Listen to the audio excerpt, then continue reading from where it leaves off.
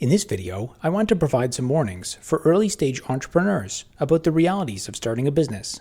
This video may be helpful to small business owners who want to avoid getting ripped off when buying professional services. I also consider this topic to be further justification as to why I no longer consider consulting to be a viable business model for my business personally. 10 years ago, when I started my consulting business, I knew that one of the first things that I had to do was get myself a professional legal contract that I could use with clients.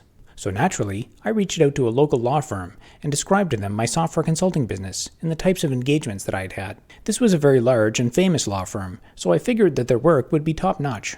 I knew that getting legal work done is expensive, so I emphasized to them that I wanted a standard legal contract that wasn't too fancy. I suggested that they could just use some standardized pre-written contract template and that would be fine because it would keep costs low. $1,500 later, I had a 14-page long, completely written from scratch legal contract. It even came complete with spelling errors and formatting issues. I'm not a lawyer, but I also found some of the wording in the contract to be a bit questionable. I raised these concerns with the lawyer, and he agreed and promised to fix the issues. He also suggested a number of other changes to the wordings in the contract that I hadn't even brought up as well. After a couple weeks of not hearing from him, I reached out to him again to find that he had completed the changes weeks ago and forgotten to send me the updated contract. I also recall that another employee, who appeared to be an intern at the law firm, was also included on our email thread. I think that what happened was my original request was simply forwarded to the office intern, who completed the task from scratch, with minimal oversight of their work. Over time, I've come to realize that this experience is not unusual when a small business seeks professional services. I think that this is true not just for legal services,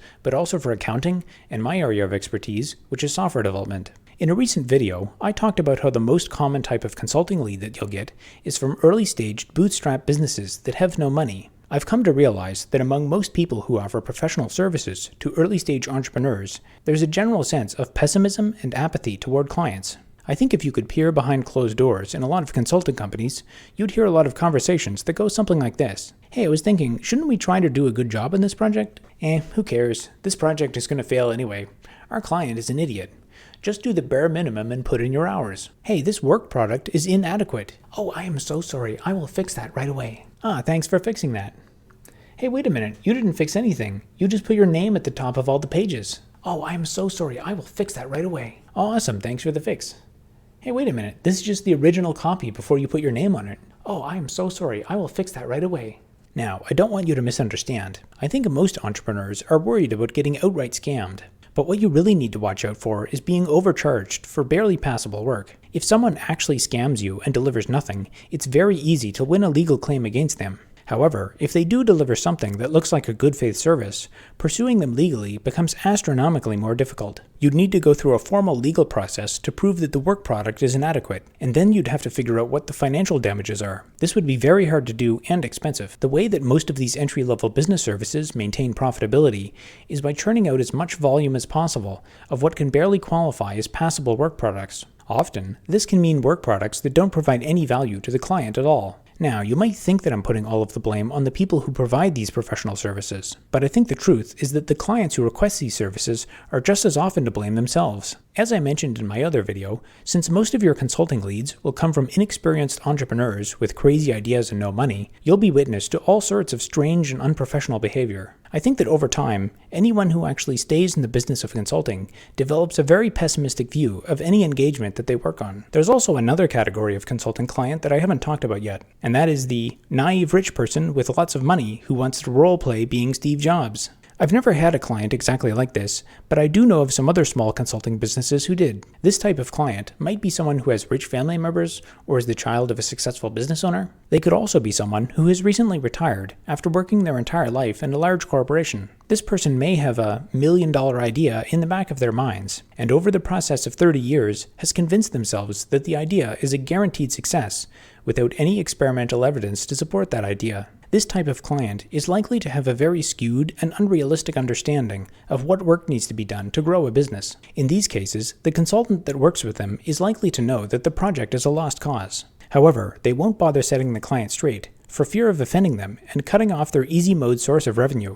In this situation, the role of the consultant becomes less about building a product or providing expertise, and more about providing the social and emotional experience that's associated with the role of playing a visionary CEO of a successful company. As you can imagine, a con artist will be much better at providing a service like this than any other type of person who has professional expertise. Now, I'm not necessarily trying to take some sort of moral high ground here. I think that if you're an adult and you want to spend your money on something that will be a fruitless endeavor, you should be allowed to do that. The biggest issue that I have with this is that there's no long-term growth potential for either party. If you have to find a new client every 6 months because their business fails, your entire professional network will consist of people who have lots of ideas but no money. Some people have made comments on my other videos, saying that it doesn't matter if all you do is work on doomed projects. As long as you get paid, just put in the hours. But I don't agree. If I were to say that I wrote application software for the first iPhone, you might be impressed, because that was a successful product that everyone used, and you know that it actually worked because it was released publicly. Instead, what I can actually tell you is that I did write a music playing application that was supposed to come pre-installed on the BlackBerry Playbook. Even though I worked hard to get all the functionality in the application working reliably, the company chose to never release it, and the BlackBerry Playbook was discontinued shortly after. In fact, you've probably never even heard of it before. Now, let's say you're looking to hire someone, and you have the chance to choose between someone who has worked on verifiably successful projects that actually released, versus someone else who has only worked on failed projects. Who would you choose? If you associate your career with a long list of failed projects that never even release, no one will know the difference between your failure and the failure of the projects that you worked on. In fact, people might even justifiably start to suggest that maybe you're the common denominator for the failure of all these projects.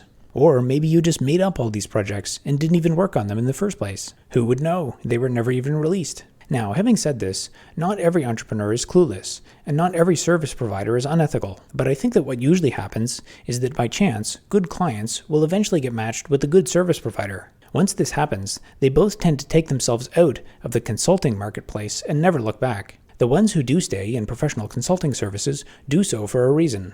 You might think I'm being a bit too harsh, but I had no idea how bad things were before I started working with small businesses. I once consulted for a struggling startup that was having a lot of difficulty getting bugs in their server software ironed out. This company had hired another consultant about 6 months before me. By the way that they described him to me, it sounded like he would effectively act as a manager or a supervisor, and that I would work under him. When I heard this, I thought, great, there's a lot of issues that I can see with their software, and I'd like to discuss them with their technical leadership. However, this person never really seemed to come around the office, so I couldn't get up to speed with them. This person was also supposedly adding unit tests to improve the stability of the company's service. They were also regularly issuing invoices to the company in the amount of a few $1,000s each. Eventually, this consultant did show up to the office, and I anticipated that he would stay for a while to talk about the technical direction of the project. However, he decided to leave after only a few minutes of small talk.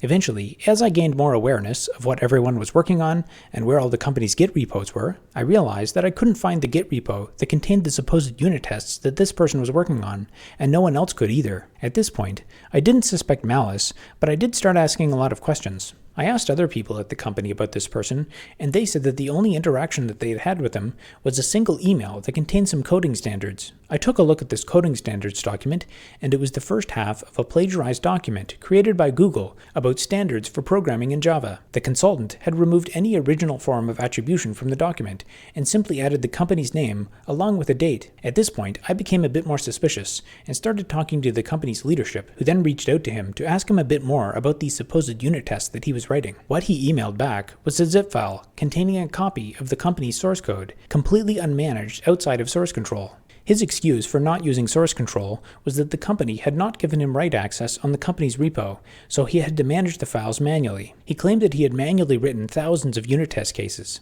but when I took a look at his code, I found a few comments that he had forgotten to delete. These comments indicated that the unit tests were actually generated by an open source test generating template tool. And furthermore, these were just empty unit test stubs where you'd write the actual unit tests. He hadn't actually written any code in the unit test to test anything. At the time, we hadn't quite realized yet that the code he provided to us was basically useless, and we were still trying to give him the benefit of the doubt. As soon as we started asking questions about specific things in the code that he had supposedly written, he became very defensive and threatened to sue the company. There's a lot more to this story, but the short version is this consultant did absolutely nothing of value for this company. In fact, he provided negative value because of how much time we spent trying to figure out what he was actually doing. None of his code was ever merged into the product, despite working with the company for the better part of a year and billing them for thousands of dollars.